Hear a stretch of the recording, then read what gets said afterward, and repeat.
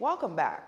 29-year-old Deidre Gibson shedding some tears awaiting her fate before Magistrate Samuel McKinney this afternoon. She's facing 4 counts of abduction occurring between February 16th and March 29th, 2019. It said that on March 29th, she abducted an 8-year-old boy and 2 others of the same age on the 6th and 7th, and on February 23rd, it said that she abducted a 3-year-old boy.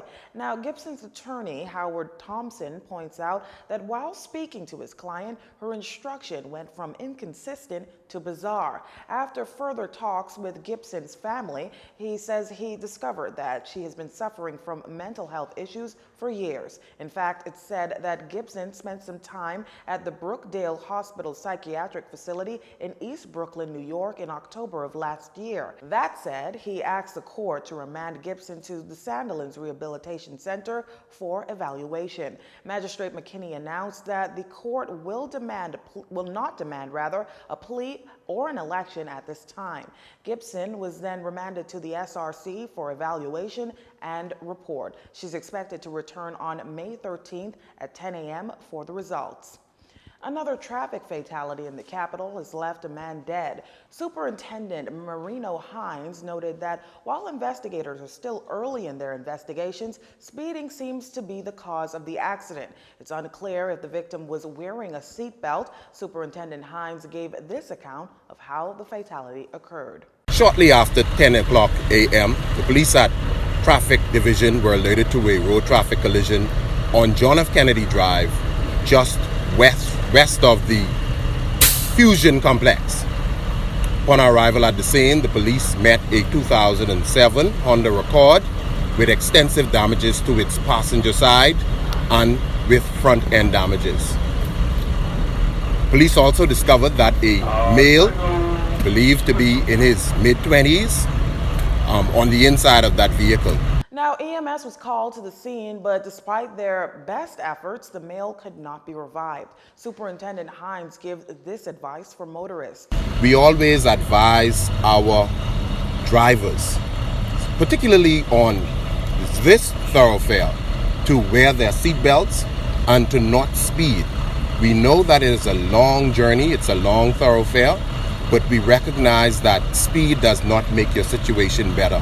So we would ask that persons not drive distracted with cell phones, eating food, fixing hair, or anything may cause them to lose awareness of what they're doing as a driver. This latest fatality comes 2 weeks after a bill was debated and passed in the House of Assembly to implement stiffer penalties for road traffic offenses. At the time, Transport Minister Renward Wells noted that there has been 1,831 accidents in 2019. This marks the 15th fatality for the year.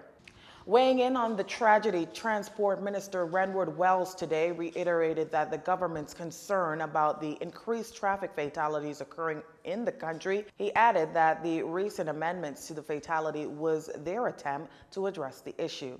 It was our attempt to seek to address that issue and to mainly make the Bahamian people aware at the rate of speeds that they're actually traveling and the amount of displacement that they're actually covering, the amount of distances that they're covering at those speeds, and the potential for loss of life when someone is driving with undue care and attention.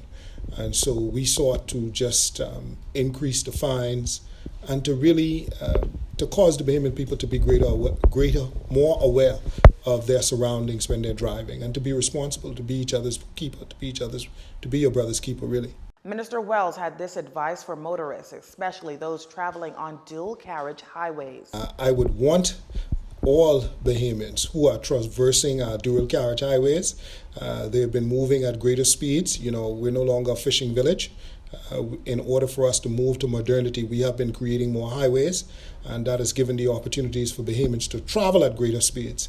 And so we want them to be aware as to the possibilities in regards to accidents and incidents that can occur when they are moving at those kinds of speeds, and they should really be aware of their surroundings and to pay attention to the road. A spate of armed robberies under investigations here in the capital, and with your help, police could find the culprits behind them. We understand that the first Two happened around 11 o'clock last night. In one incident, a man was standing on Claridge Road when a gunman showed up and robbed him of a cell phone before running off. A man standing near his car on United Christian Way, Flamingo Gardens, had a similar experience when he was robbed of his blue 2008 Honda Civic. 3 hours later, police were told of the cashier of a Nassau Street business being robbed again. The matters are under active investigation. The National Security Minister not giving a second thought to the opposition's take on the shot spotter technology, a system that records the sound of a shot, the time it came in, and the number of shots fired. As innovative as it's touted to be, Progressive Liberal Party Chief Philip Davis suggested the government focus on preventative as opposed to detection methods to fight crime. But Minister Marvin Dame says the results thus far prove otherwise. We're already beginning to see some positive reports in relation to shot spotting. And the police have reported to me that since its implementation, they have been able to respond to matters even before the citizenry called the police, within seconds. Okay? That can save lives. And to make such a comment is outright ridiculous.